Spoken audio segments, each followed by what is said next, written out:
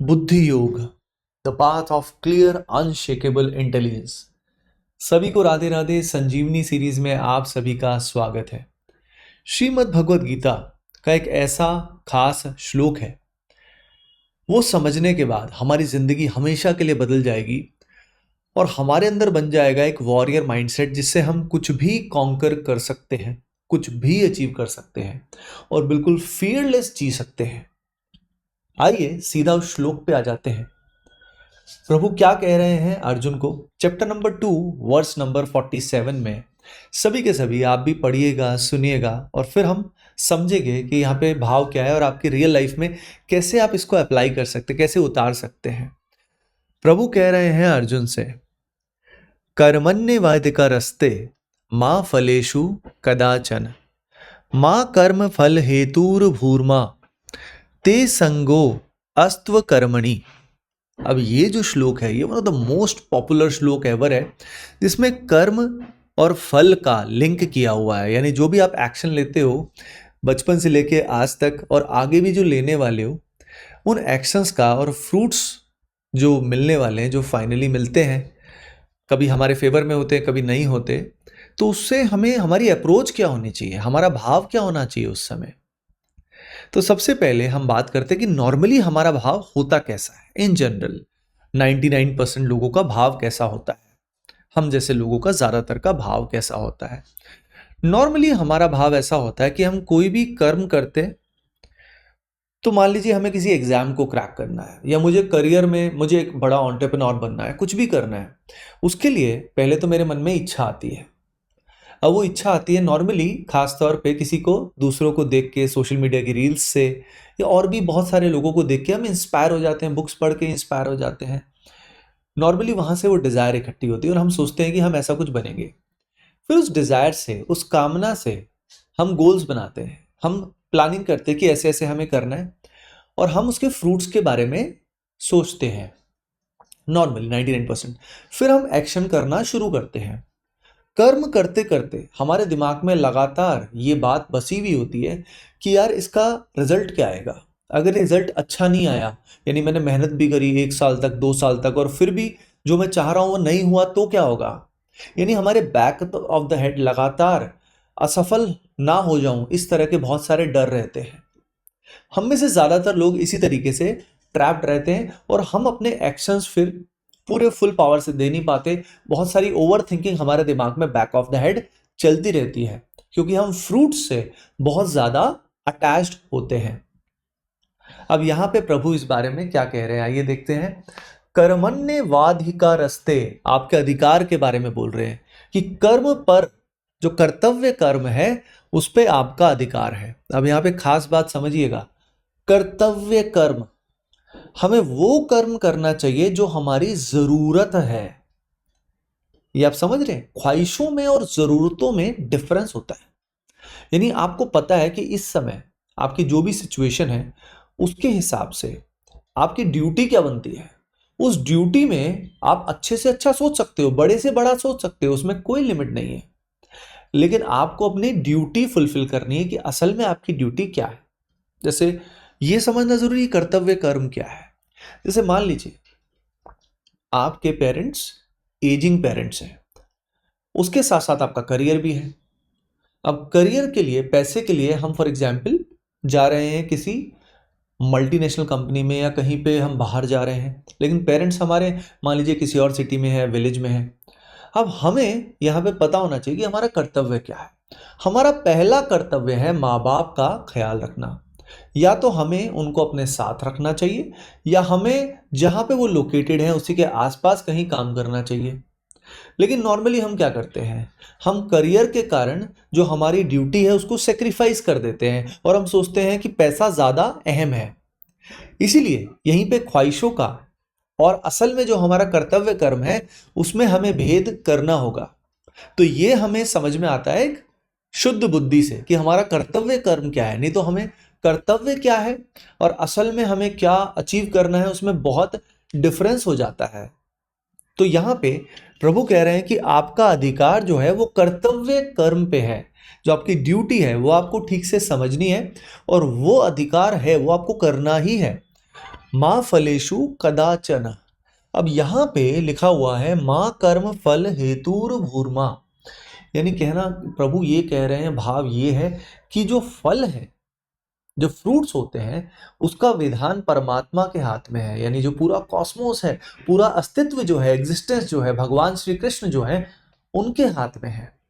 यानी आप देखिए, जब हम रोटी भी खा रहे होते हैं या भोजन कर रहे होते हैं या कोई भी कार्य होता है या पानी भी पी रहे होते हैं, तो वो पानी जब हम पी रहे होते हैं ना किसी बॉटल से या फिल्टर से, कहीं से भी, तो वो हमारे तक पहुंचने में सोचिए कितने लोगों का हाथ था, कहाँ से वो पानी आया होगा, कैसे वो बॉटल्ड हुआ होगा, तब जाके हमने उसको पिया। यानी कोई भी एक इवेंट होने में अकेला हमारा रोल नहीं होता, बहुत सारे ऐसे फैक्टर्स होते हैं, हजारों फैक्टर्स होते हैं, तब जाके कोई चीज अचीव होती है। यानी फल में फाइनली हमारा अधिकार असल में लॉजिकली ही नहीं है, लेकिन यहीं पे फंडामेंटल प्रॉब्लम है। हमें लगता है कि फल पे हमारा अधिकार है क्योंकि मैंने ये काम किया, मैंने ये एक्शन लिया। अब जब समझना, यहीं पे हम बुद्धि योग के विपरीत हैं।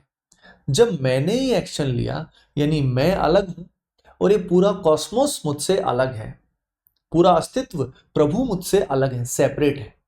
ये सेपरेशन जब है तो इसका मतलब वियोग की स्थिति में हम, हमारी बुद्धि जो है वो योग में नहीं है, वो वियोग में है। लेकिन जब जो प्रभु कह रहे हैं, जब हम ये फॉलो करते हैं, यानी हम कर्म करते हैं, नीड्स को देखते हैं और उस नीड्स के हिसाब से, जरूरत के हिसाब से हमारा कर्तव्य कर्म हम जी जान से करते हैं, लेकिन फल की टेंशन नहीं लेते, यानी फल से अटैच बिल्कुल नहीं होते, क्योंकि हमें पता है कि फल सिर्फ हमारा, फल पे हमारा अधिकार ही नहीं है। तो सोचिए हम कितना फ्रीडम से एक्शन लेंगे, कितना ब्यूटी से एक्शन लेंगे, कितना मजे से हम अपना जो भी कार्य है वो करेंगे, क्योंकि ये लॉजिकल बात भी है। अगर आप लॉजिकली भी समझेंगे तो ये बात परम सत्य है। तो जब ऐसा होगा तो ध्यान दीजिए, आप तो अपना कर्तव्य कर रहे हैं, और जो ये कर्तव्य कर रहे हैं, जो रिजल्ट मिलने वाले हैं, वो परमात्मा भगवान श्री कृष्ण वहां से सब आने वाला है। यानी यहां पे बुद्धि में योग हो गया।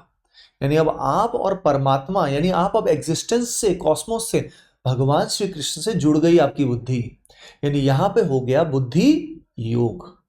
तो ये जो स्थिति आपको दिखाई दे रही है, इस स्थिति में अगर हम अपने माइंड को रखते हैं, हमारी बुद्धि को रखते हैं, तब जाके हमारी बुद्धि, हमें बुद्धि योग प्रोवाइड होता है। क्योंकि भगवान की बात जब हम मानेंगे तभी तो उनसे हमारा मर्जर होगा, तभी तो उनसे हमारा संगम होगा। तो ये संगम होने का अवस्था बता रहे कि हमारा माइंडसेट, हमारी बुद्धि किस तरीके से चलनी चाहिए, वो ये बता रहे हैं। यहीं पे अगर मैं मेरा समझा सब कुछ, तो यहीं पे वियोग रहेगा। अब इसी के बेसिस पे हमें आगे चलना चाहिए। इसी को थोड़ा सा और गहराई में समझते हैं।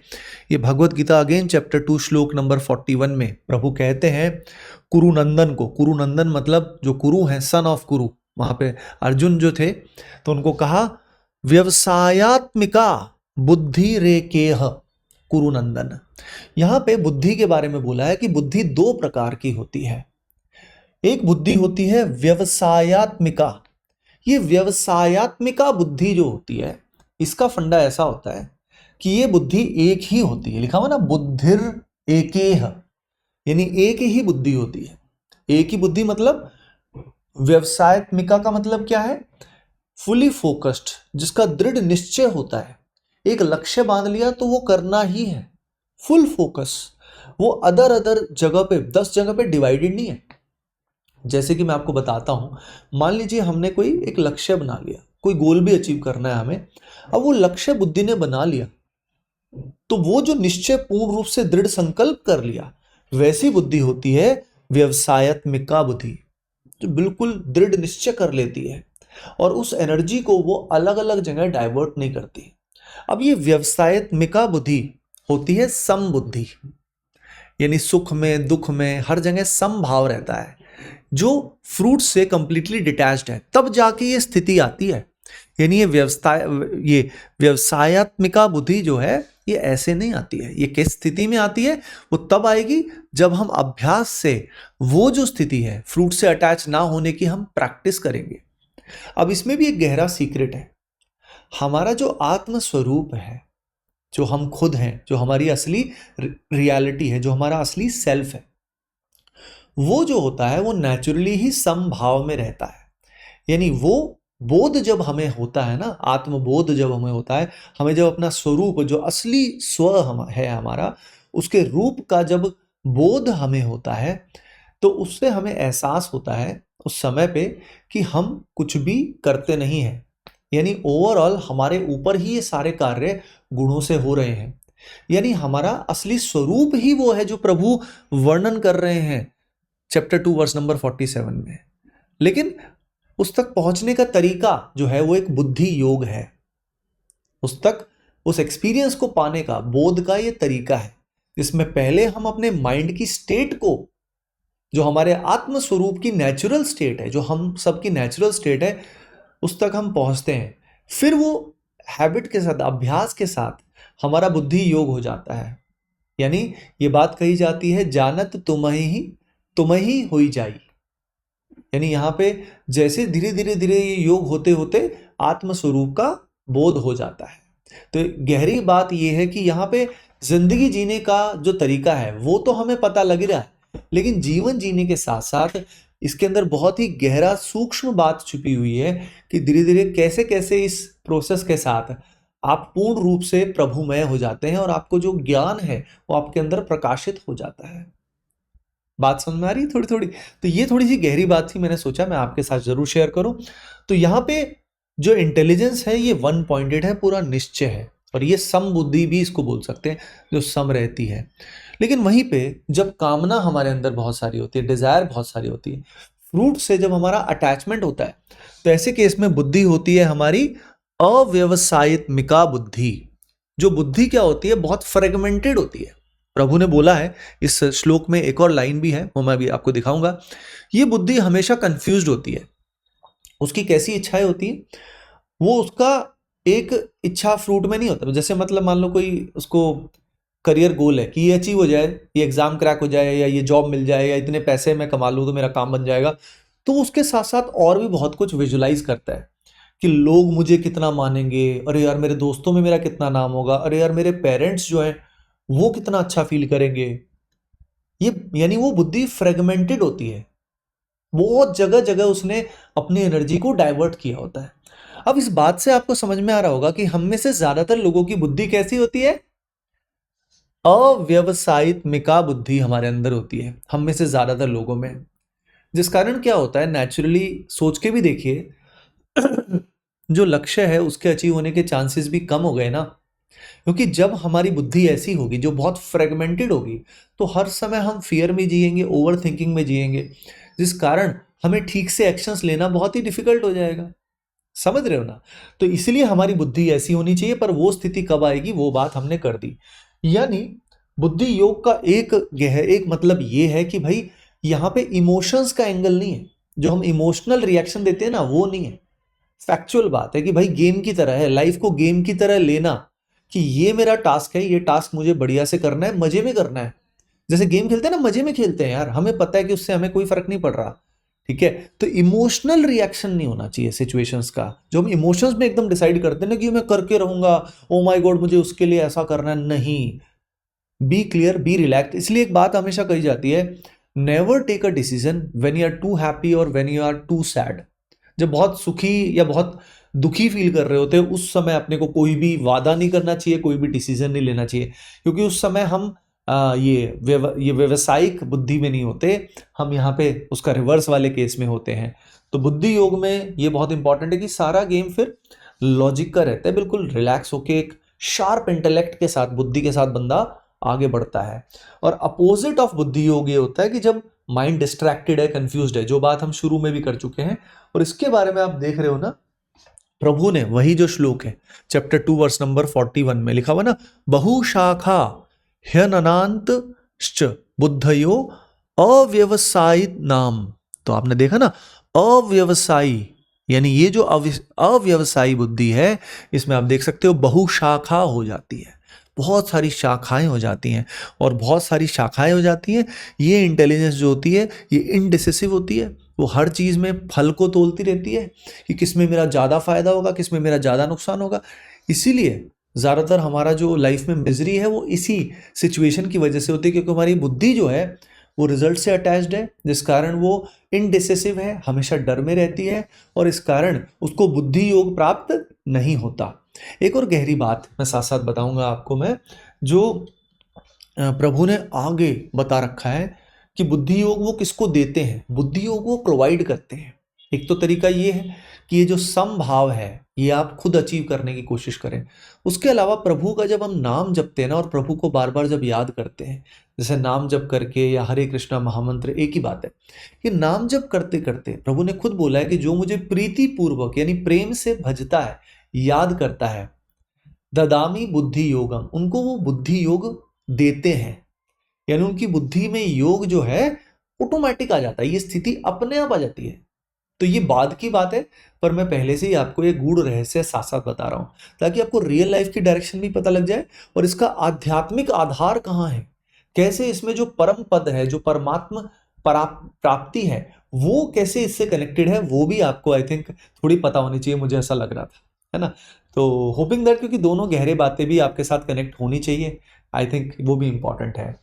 नॉर्मल हमारा बुद्धि जो होती है, जो अव्यवसायिक होती है, उसको वैलिडेशन चाहिए, प्लेजर चाहिए, उसको डर भी रहता है कि कोई जज करेगा, सोसाइटी का प्रेशर, पेरेंट्स का प्रेशर, है ना, इतना कुछ होता है कि इंटेलिजेंस जो है बिल्कुल खराब हो जाती है, हमारी बुद्धि जो है संशात्मा हो जाती है। और प्रभु ने श्रीमद् भगवत गीता में बोला है, संशात्मा विनश्यते, संशय जो आत्मा में होता है, मतलब संशात्मा मतलब बुद्धि जब ऐसे वियोग की स्थिति में होती है तो उसका विनाश ही होता है, यानी बार बार जीवन मरण परेशान दुखी रहना।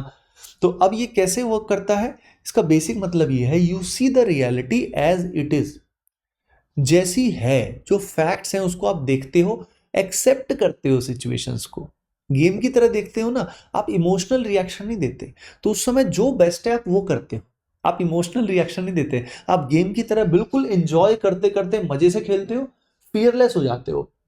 यहाँ पे बड़ी इंपॉर्टेंट चीज है, Bhagavad Gita chapter 2 verse number 49 में यहाँ पे प्रभु ने बोला है, दूरेण ह्यावरम कर्म बुद्धि योगाध धनंजय। यहाँ पे धनंजय को बोला गया है कि बुद्धि योग के अलावा अगर कर्म होता है, साफ साफ प्रभु ने बोला है, बुद्धि योग के अलावा अगर कर्म होता है, यानी सकाम कर्म, सकाम मतलब जिसमें हम डिजायर्स के साथ किसी एक्शन को लेते हैं, तो उससे दूर से ही भाग जाओ, उससे दूर हो जाओ भैया। वो बाउंड करता है और बहुत परेशान करता है, लेकिन आप जानते हो हम में से 99.9% लोग इसी में फंसे हुए हैं। इसलिए ये जो पर्टिकुलर वीडियो है, ये आप तक अगर पहुंचा है और अगर आपके अंतरात्मा में उतर रहा है इस समय, तो समझ जाओ भगवान की बहुत कृपा है आप पे, बहुत कृपा है ना। तो आप समझ रहे हो, प्रभु साफ साफ कह रहे हैं, दूरेण ह्यावरम कर्म बुद्धि योगा धनंजय।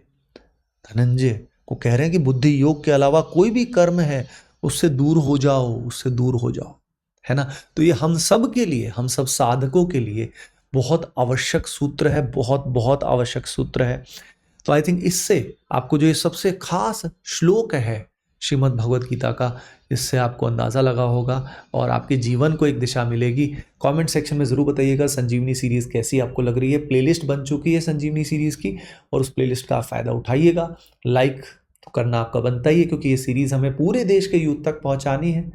चलिए मिलते हैं नेक्स्ट पर्टिकुलर एपिसोड में। Bye bye, take care and सभी को Radhe Radhe, love you all.